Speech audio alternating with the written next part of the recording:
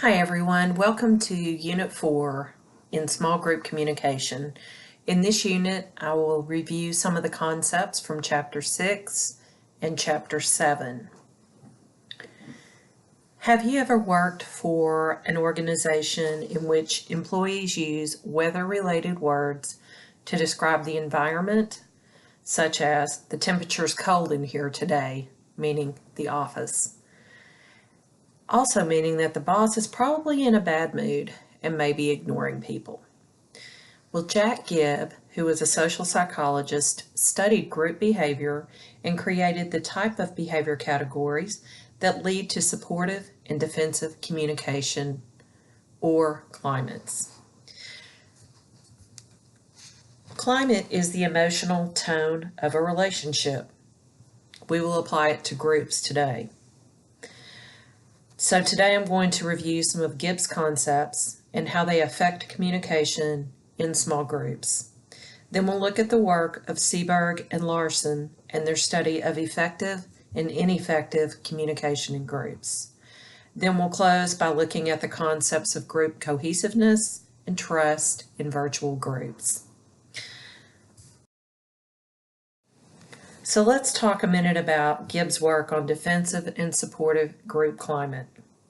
We've all experienced this type of communication behavior at one time or another as members of groups. Your group communication affects climate, the emotional tone. Defensive climates are, not surprisingly, counterproductive to group goals. So if everyone's always on the defensive in your group, afraid of being blamed, afraid of taking responsibility for an error, it just builds this defensive climate. It detracts from building relationships and getting to the goals that the group is together for. Of course, on the other hand, a supportive climate supports productivity in a group and it helps build relationships. And it all comes down to how we communicate. So here are Gibb's categories of behaviors, and these are the same ones that are in your Chapter 6. So on the left, we have the defensive behavior, and on the right, we have the supportive behavior. So evaluation versus description. So with evaluation, that's more accusatory, and with description, you talk about how it makes you feel. Control versus problem orientation. With control, you have someone who wants to control the situation to an outcome that they desire instead of handing it back to the person and asking them to help be a part of the solution of the problem. Yes, strategy versus spontaneity. Strategy is an attempt to manipulate. You're using your words, you're using your communication behaviors to manipulate, versus honesty and spontaneity. Neutrality versus empathy. This is a tough one. If you've ever encountered someone who's more neutral than empathetic, it's very hard. These encounters that I've had, sometimes with a boss, but mostly with people who work in jobs where they have to encounter the public all the time, the neutral person will say, well, sorry I can't help you, but that's the rule. The empathetic person will try and place themselves in your position and actually help you. Superiority versus equality. Of course, superiority is thinking that one is better than another person versus trying to be on the same level, be a peer to that person. And then certainty versus provisionalism. A person who acts with certainty all the time is more than likely a know-it-all, and know-it-alls definitely put people on defensive behavior. And a person who practices provisionalism is one that's more flexible and one that is more open-minded to understanding a situation.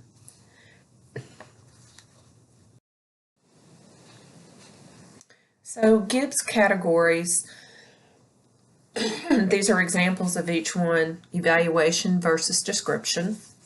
I just came up with some different examples than what were in the book. And you can scroll through these more when you have time if you want to.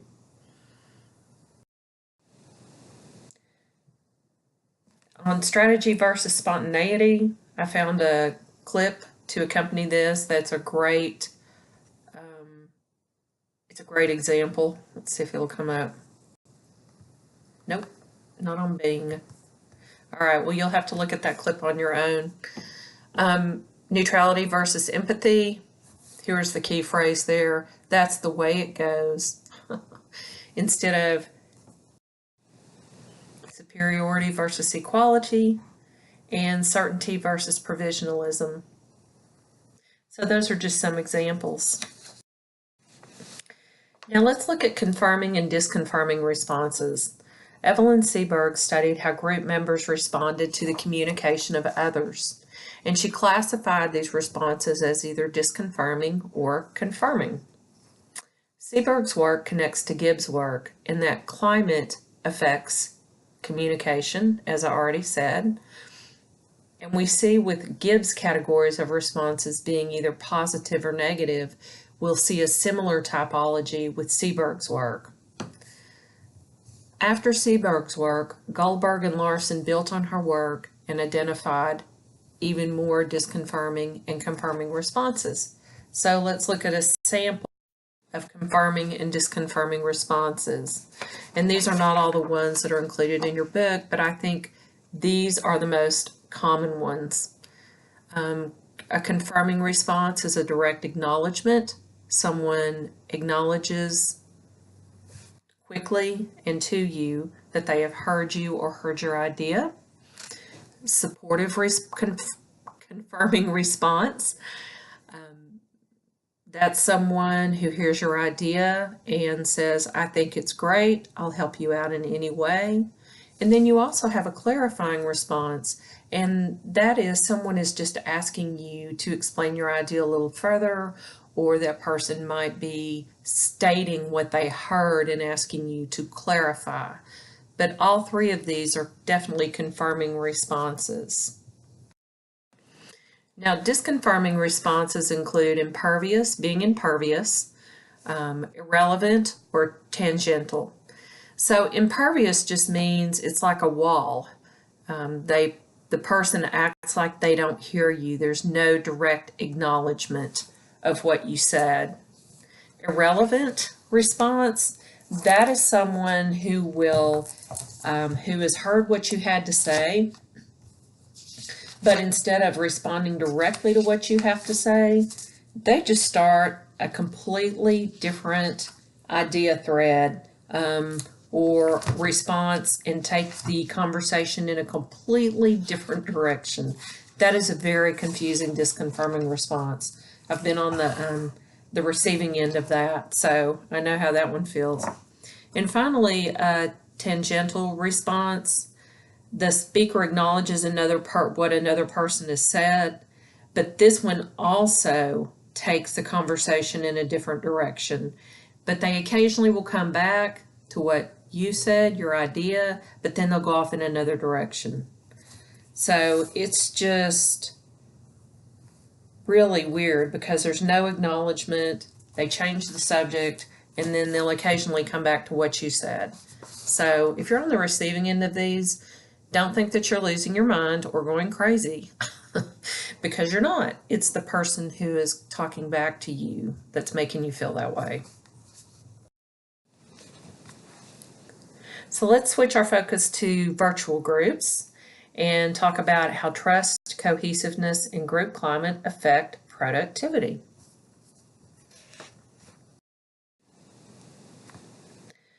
So productivity is the glue that holds a group together. It is the liking and the things that you have in common with group members that hold that group together. It makes it cohesive. And in cohesive groups, there's always confirming conversations and responses happening. It has a warm emotional tone. There is a reason why people want to show up, but it's cohesive. Now keep in mind that virtual teams can also be highly cohesive. And I bet you've been in a virtual team where it was cohesive. You may have even thought it was more cohesive than your face-to-face group. That seems kind of strange, right? But it's not so much. It just takes more time in a virtual group to build trust, to build relationships and cohesiveness than in a face-to-face group. It can be done. Group members have to be intentional about building it, just as they would in a face-to-face group. However, it seems easier in a face-to-face group because you have people showing up and you can see people and you can read their nonverbals than it does in a virtual group.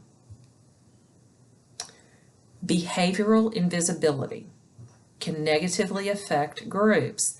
And what I mean by behavioral invisibility, this is a concept that's also in your book, is when you don't show up for discussion times online like you've committed to, when you don't respond in a time frame that says, hey, I care, to another person's message, you're being invisible. And behavioral invisibility is one of the things that I hear from students all the time about group members. They will email me and say, I emailed this person 3 days ago and I haven't gotten a response. What should I do? We start thinking this person doesn't care about the project, this person doesn't care about me or our grade or anything.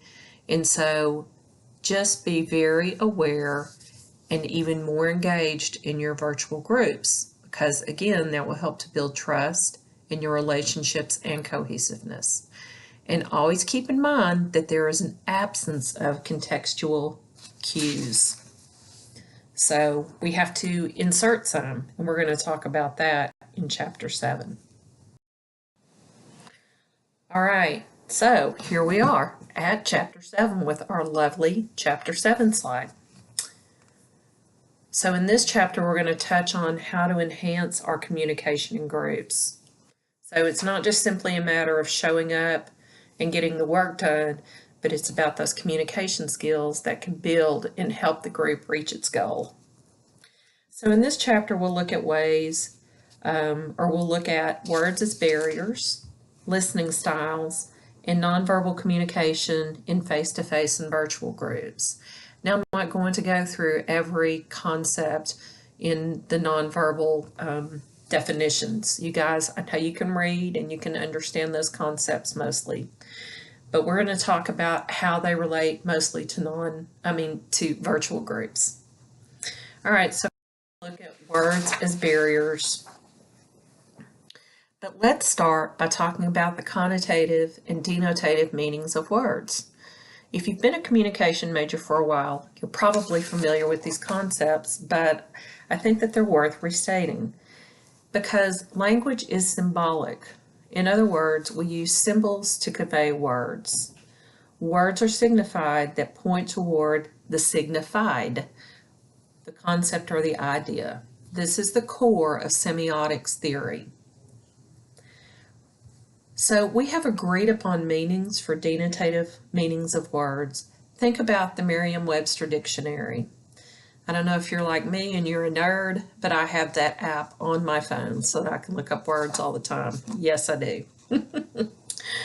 So we have dictionaries, and if we don't know the meaning of a word, then normally we'll look it up or we'll ask somebody. So the dictionary definition of a word is its literal, most, or least abstract meaning that it gives us. With connotative meanings of words, we infuse words or those symbols with emotional and personal meaning. So you see the image of the dog on the slide. If you look up the denotative meaning in the dictionary, what do you think you'll find? Probably a definition that sounds something like, a dog is a domestic mammal of the canine family. It's a domesticated mammal. However, the connotative meaning is probably different for you. A dog may signify sweetness, loyalty, happiness, or the opposite. It just depends. So why did I explain all of this? Because it ties to our discussion of words as barriers to communications. Meaning lies in people. So let's look at two of the most common: bypassing and allness. So bypassing, that is like the denotative and connotative meanings. When at least two people assign different meanings to the same word, well, that causes confusion, right? Especially if you're in a meeting and you think you're talking about the same definition of a concept or idea or a place, a signifier, then that gets really confusing and you have to stop and you have to unravel that. And what do we always say? Oh, good, we're on the same page now. So bypassing. Allness, we hear this a lot. These are statements that are simple, untrue generalizations. So in our political culture right now, we hear a lot of statements that are allness statements. They're generalizations about other groups of people or ideas. So those are the two biggest ones and groups that we have to be aware of.